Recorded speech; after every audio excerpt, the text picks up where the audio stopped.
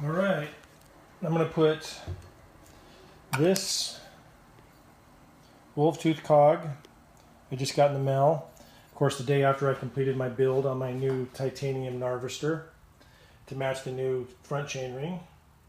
And in case anyone's bored and has nothing else to do, they can sit here and watch me do this.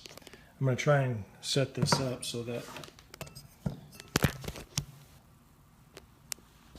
you can see.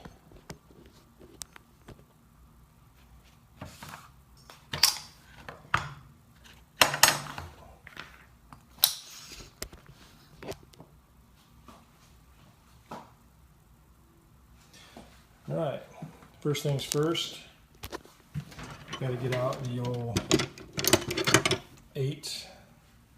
You know what? Forgot, different bike. Got to get out the 6.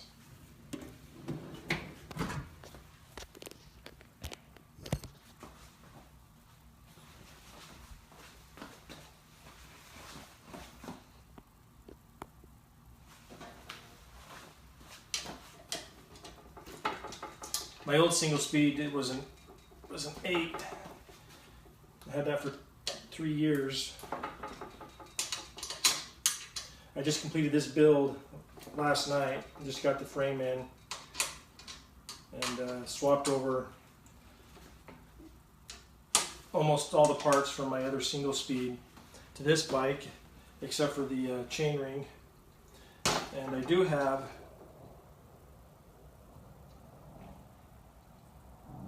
you know what? I'm going to leave that there.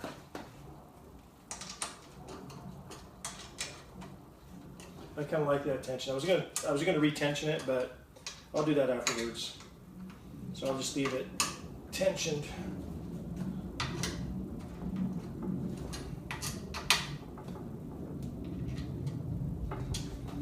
All right.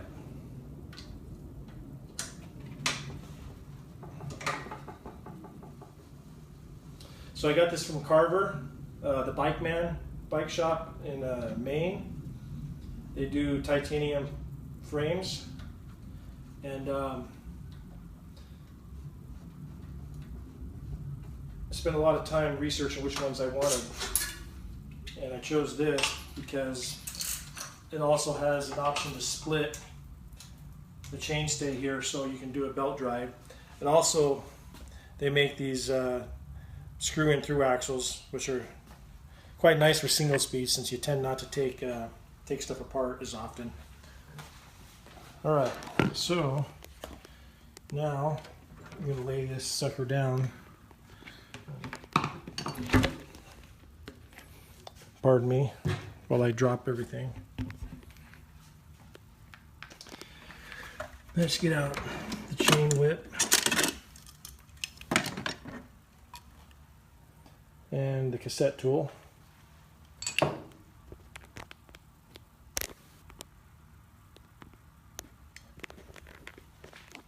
And set this where you can see it.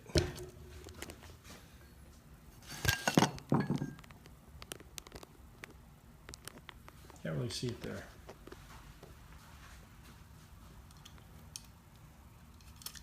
Guess I'll just do this one-handed, which will be impossible.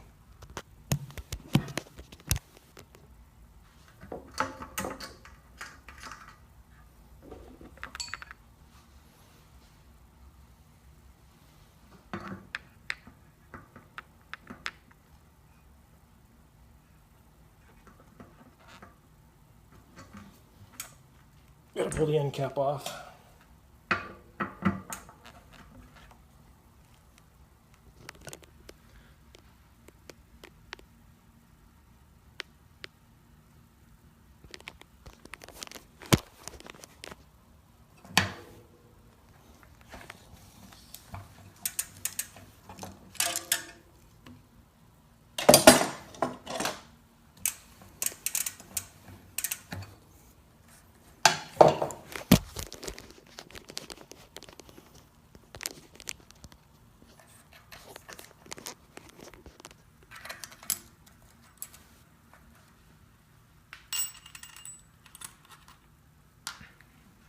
Pretty straightforward. That comes off.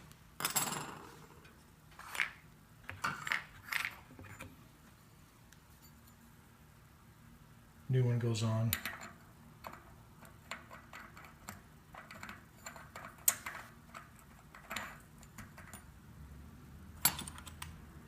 Spacer 1.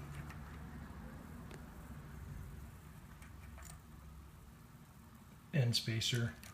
Has to go in order because that end spacer is different than the other ones. I had a blue cassette lock ring on order, but then I thought, you know what? Let's not go overboard with the blue. I mean, enough's enough, right? I need 2 hands for this.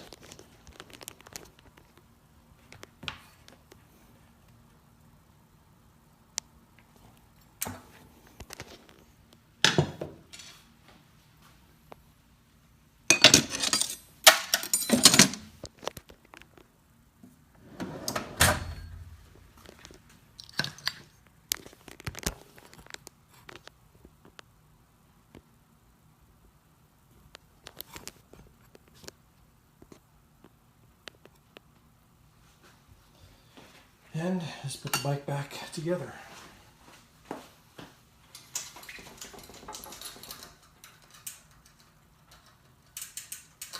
I have Chris King steel cog.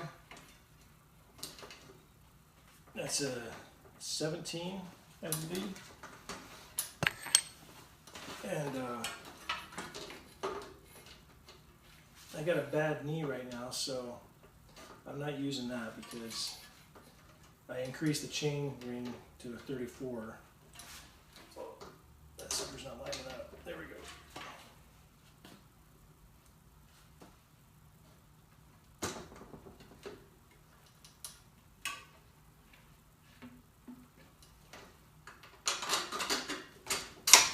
Oh, I knew I forgot something. It's very important after you take an end cap off to put the end cap back on.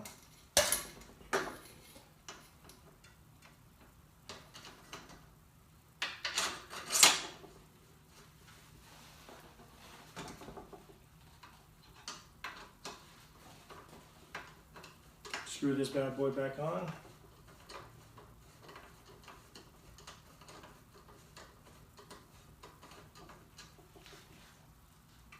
If you get the opportunity to get a screw in through axle, do it. It makes it so much nicer.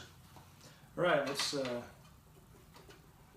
retension this because I went to a different rear cog size, so it's a bit smaller.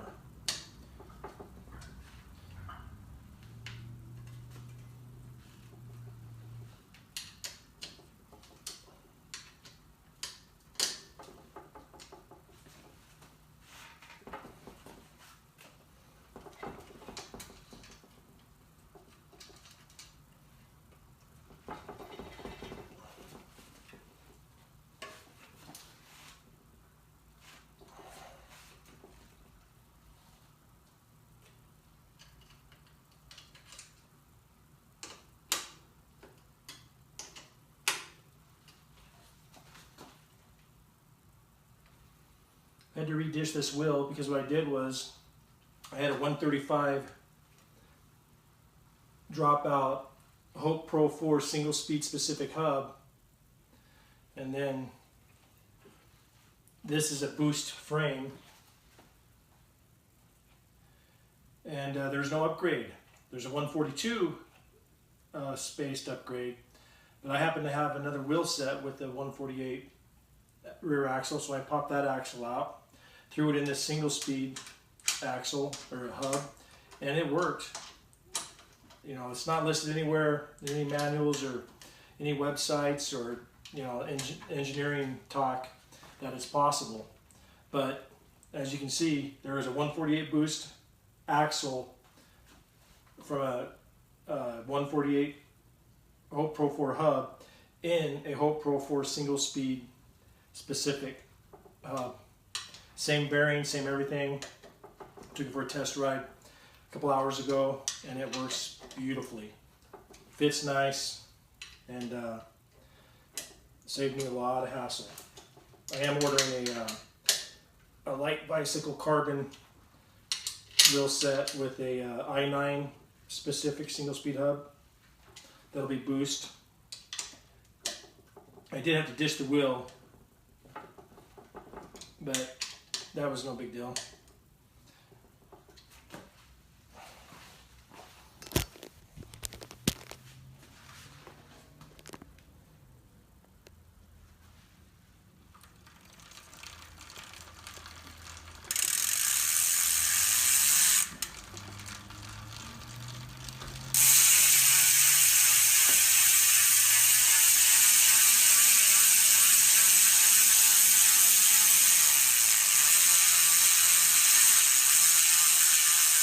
Probably got a little bit too much grease in that hub when I put it together. A couple times riding and it'll be fine. Alright, that's it. Make sure that's lined up nice.